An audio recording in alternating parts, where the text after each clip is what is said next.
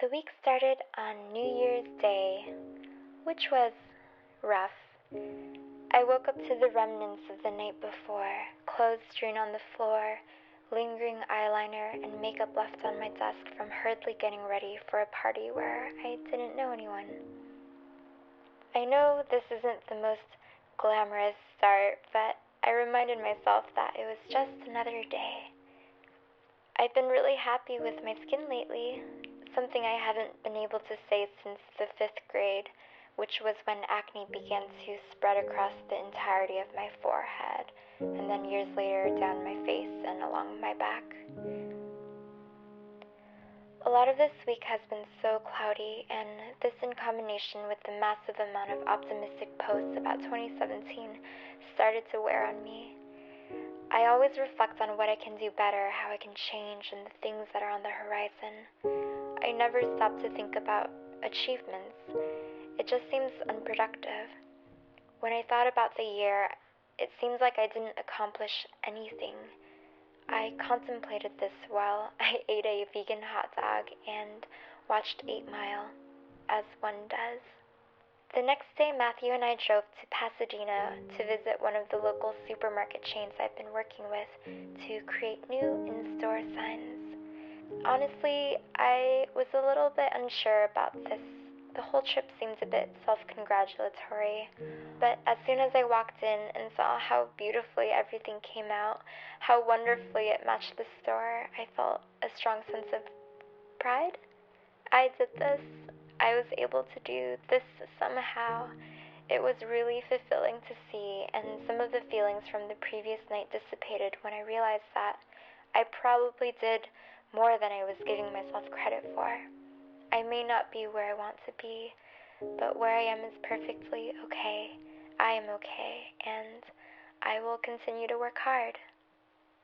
After a quick meal in the food court, we headed over to Eaton Canyon Falls for a quick hike. The waterfall at the end was a little bit anticlimactic, and I wondered why I always seemed to love the intimacy of the journey instead of the beautiful ending. There needs to be a better balance.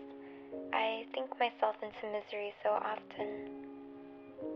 Because the area leading up to the waterfall was so dry, Matthew kept wondering where the water source ended, so he chased the stream flowing from the falls. I admired how his mind works and how his curiosity brings out a childish in me that I loved. Merlin's been anxious lately, and the fur from the end of his body has been thinning. I'm not sure what to do, but we have some medication for him, and I'm trying to shower him with extra love. He deserves so much, and he's done so much for me. I just want to be a good cat mom for him.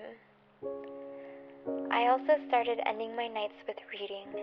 This week I've been reading a book I've been curious about since high school, The 5 People You Meet in Heaven by Mitch Albom.